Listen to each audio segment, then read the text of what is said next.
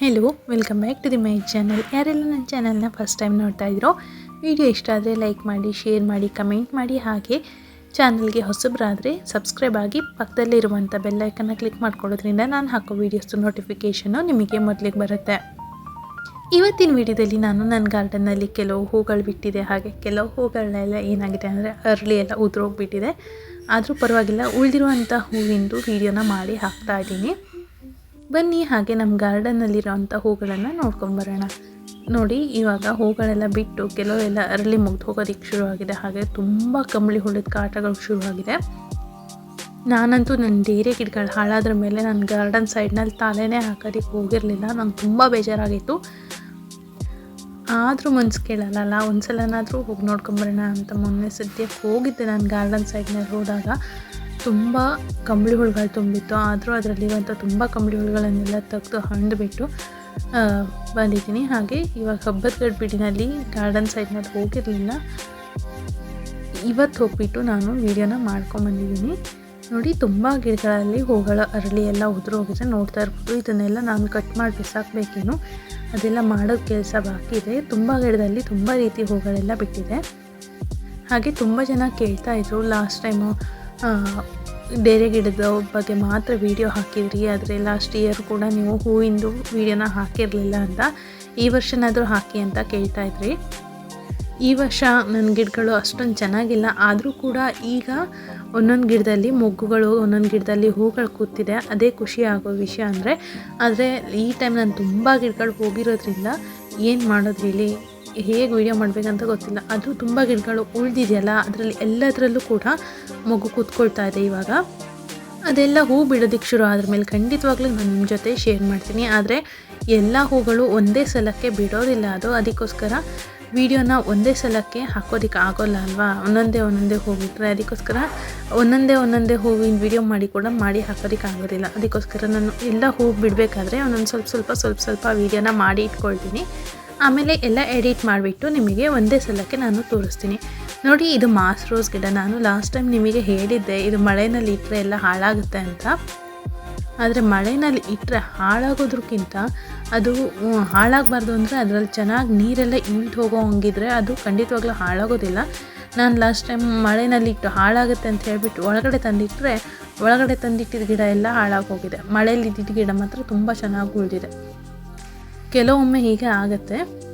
ನೋಡಿ, ಈ ಗಿಡ ನೋಡಿ, ಇದು ನಂದು ಡೇರೆ ಗಿಡಗಳೆಲ್ಲ ಕೊಳ್ತೋಗಿತ್ತು ಅಂತ ಲಾಸ್ಟ್ ಟೈಮ್ ನಾನು ವೀಡಿಯೋ ಮಾಡಿ ಹಾಕಿದ್ನಲ್ಲ, ಅದನ್ನು ನಾನು ಬುಡಾನ ಕಟ್ ಮಾಡಿಬಿಟ್ಟು ಅದನ್ನು ಬೇರೆ ಪಾಟ್ನಲ್ಲಿ ಹಾಕಿ ನೆಟ್ಟಿಟ್ಟಿದ್ದೆ.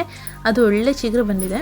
ಈಗ ನೋಡ್ತಾ ಇರೋದು ಇದೆಲ್ಲ ಹೊಸ ಗಿಡಗಳು, ಅಂದರೆ ಉಳಿದಿರೋ ಅಂಥ ಗಿಡದಲ್ಲಿ ಹೊಸ ಮಗುಗಳು ಕೂಡ ಕೂತ್ಕೊಂಡಿದೆ. ಕೆಲವು ಜನ ಕೇಳ್ತೀರಾ, ನಿಮ್ಮ ಗಿಡ ಇನ್ನೂ ಗ್ರೋತೇ ಆಗಿಲ್ಲ ಅಂತ ಕೇಳಿದ್ರಿ. ಹಾಗೆ ನನಗೆ ಟಿಪ್ಸ್ ಕೂಡ ಕೊಟ್ಟಿದ್ರಿ, ನಿಮ್ಮ ಗಿಡ ಗ್ರೋತ್ ಆಗಿಲ್ಲ ಅಂತ ಆದರೆ. ಒಬ್ಬರು ಯಾರೋ ಹೇಳಿದ್ರು ನನಗೆ ಅವತ್ತು, ಆಲೂಗೆಡ್ಡೆ ಸಿಪ್ಪೆನ ತೆಗೆದು ಹಾಕಿ ಅದ್ರದ್ದು ನೀರು ಹಾಕಿ ಅಂತ. ಟಿಪ್ಸು ಚೆನ್ನಾಗಿದೆ, ನಂಗೆ ತುಂಬ ಇಷ್ಟ ಆಯಿತು. ಹಾಗೆ ಏನಂದರೆ ಕೆಲವು ಡೇರೆ ಗಿಡಗಳು ಏನಾಗುತ್ತೆ ಅಂದರೆ ಕುಳ್ಳ ಜಾತಿದು ಇರುತ್ತೆ. ಹಾಗೆ ಕೆಲವು ಗಿಡಗಳು ಹೈಟಾಗಿ ಬೆಳೆಯೋ ಅಂಥದ್ದು ಇರುತ್ತೆ. ಮತ್ತು ನಾನು ಹೇಳಿದ್ದೆ ಕೂಡ ಡೇರೆ ಗಿಡದ ಸೈಡ್ನಲ್ಲಿ ನಾನು ಹೋಗೋದಿಲ್ಲ ಅಂತ. ಆದರೆ ಹಾಗೆ ಹೋಗದೆ ಬಿಡೋದಕ್ಕೆ ಆಗೋದಿಲ್ಲಲ್ಲ, ಅದಕ್ಕೋಸ್ಕರ ನಾನು ಡೈಲಿ ತರಕಾರಿ ಸಿಪ್ಪೆಯನ್ನೆಲ್ಲ ತೆಗೆದು, ಅಂದರೆ ಇವಾಗ ಡೈಲಿ ಯೂಸ್ ಮಾಡ್ತೀವಲ್ಲ ತರಕಾರಿ ಸಿಪ್ಪೆನ, ಅದನ್ನು ಕೂಡ ಅದಕ್ಕೆ ಹಾಕಿ ಬರ್ತಿದ್ದೆ. ಅದರಿಂದ ಒಳ್ಳೆಯದಾಯಿತು ಏನೋ ಗೊತ್ತಿಲ್ಲ ನನಗೆ. ಆದರೆ ಗಿಡಗಳು ಮಾತ್ರ ಚೆನ್ನಾಗಾಗಿ ಹೂವಿಂದ ಮೊಗ್ಗೆಲ್ಲ ಕೂರೋದಕ್ಕೆ ಶುರು ಆಗಿದೆ ಇವಾಗ. ಅದೇ ಖುಷಿ ಆಗ್ತಾಯಿದೆ. ನೋಡೋಣ, ಇದೆಲ್ಲ ಹೂ ಬಿಟ್ಟಾಗ ಒಂದು ಸಲ ವೀಡಿಯೋ ಮಾಡ್ಕೊಂಬಿಟ್ಟು ನಿಮ್ಮ ಜೊತೆ ಶೇರ್ ಮಾಡ್ತೀನಿ. ಆದರೆ ಈಗೇನಾಗಿದೆ ಅಂದರೆ ಒಂದು 5-6 ಗಿಡದಲ್ಲಿ ಎಲ್ಲ ಒಂದೇ ಕಲರಿನ ಹೂವು ಬಿಡ್ತಾಯಿದೆ, ವೈಟ್ ಕಲರ್ದು.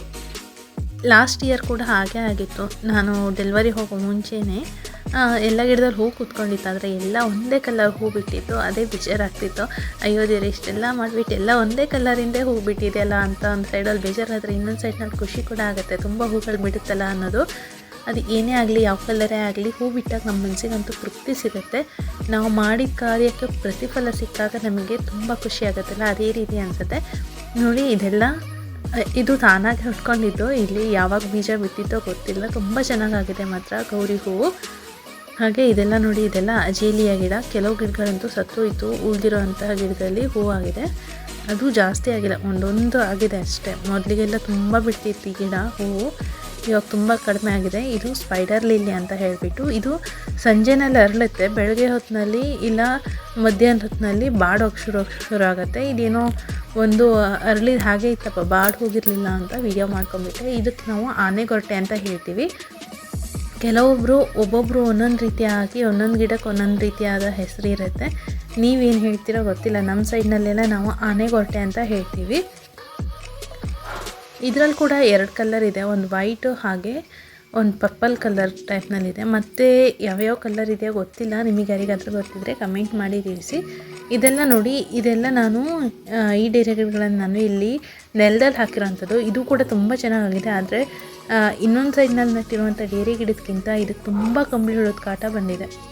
ಏಕೆಂದರೆ ಇದು ತುಂಬ ಹಿಂದ್ಗಡೆ ಸೈಡ್ನಲ್ಲಿದೆಯಾ, ಅದಕ್ಕೆ ಅಲ್ಲಿ ಕಾಟು ಗಿಡಗಳೆಲ್ಲ ಹತ್ತಿರ ಇದೆ. ಅಂದರೆ ಕಾಡು ಗಿಡ ಅಂತ ಹೇಳ್ತಾರೆ, ಅಂದರೆ ಹೊರಗಡೆ ಸೈಡಿಂದ, ಅಂದರೆ ಬೆಳೆಯೋದಲ್ಲ, ಕಾಡಿಂದು ಗಿಡಗಳೆಲ್ಲ ಇರುತ್ತಲ್ಲ, ಅದಕ್ಕೆಲ್ಲ ಕಂಬಳಿ ಹುಳ ಆಗಿದ್ದೆಲ್ಲ ಇದಕ್ಕೆ ಬರ್ತಾ ಇದ್ದಾವೆ. ಅದು ತುಂಬ ಎಲೆಗಳನ್ನೆಲ್ಲ ತಿನ್ಕೊಂಡು ಹೋಗ್ಬಿಟ್ಟಿದೆ, ನೋಡ್ತಾ ಇರ್ಬೋದು ನೀವು. ಹಾಗೆ ಇದರಲ್ಲಿ ಕೂಡ ತುಂಬಾ ಮೊಗ್ಗುಗಳು ಕೂಡ ಕೂತಿದೆ. ಇನ್ನೇನು 1 ತಿಂಗಳ ಒಳಗೆಲ್ಲ ನಮ್ಮದು ಹೂವು ಎಲ್ಲ ಬಿಡೋದಕ್ಕೆ ಶುರು ಆಗುತ್ತೆ.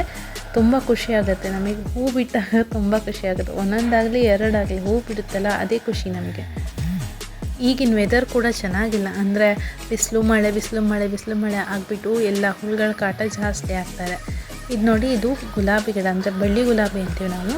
ಅಂದರೆ ತುಂಬ ಹೂ ಬಿಡುತ್ತಲ್ಲ, ಗುಚ್ಚಾಗಿ ಹೂ ಬಿಡುತ್ತೆ, ಅದು ಆ ಗುಲಾಬಿ ಹೂವು. ಇದು ನೋಡಿ, ಇದು ಡೇರೆ ಗಿಡದಲ್ಲಿ ತುಂಬ ಹುಳ ತಿನ್ಕೊಂಡು ಹೋಗ್ಬಿಟ್ಟಿದೆ.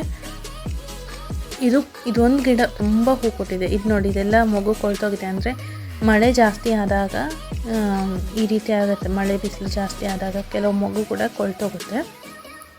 ಇವತ್ತಿನ ವಿಡಿಯೋ ಇಷ್ಟೇ. ಇವತ್ತಿನ ವಿಡಿಯೋ ನಿಮಗೆ ಹೇಗೆ ಅನ್ನಿಸ್ತು ಅಂತ ಮಿಸ್ ಮಾಡಿದೆ ನನಗೆ ಕಮೆಂಟ್ ಮಾಡಿ ತಿಳಿಸಿ. ಹಾಗೆ ವಿಡಿಯೋ ಇಷ್ಟ ಆದರೆ ಲೈಕು, ಶೇರು, ಕಮೆಂಟ್ ಮಾಡೋದನ್ನು ಮರಿಬೇಡಿ. ಹಾಗೆ ವಿಡಿಯೋ ಇಷ್ಟ ಆಯಿತು ಅಂದರೆ ಚಾನಲ್ಗೆ ಸಬ್ಸ್ಕ್ರೈಬ್ ಆಗಿ ಆಲ್ ಅಂತ ಬೆಲ್ ಐಕನ್ನ ಕ್ಲಿಕ್ ಮಾಡ್ಕೊಳ್ಳಿ. ಇದರಿಂದ ನಾನು ಹಾಕೋ ವೀಡಿಯೋಸ್ದು ನೋಟಿಫಿಕೇಷನ್ನು ನಿಮಗೆ ಮೊದಲಿಗೆ ಬರುತ್ತೆ. Thanks for watching. Love you all. Bye bye.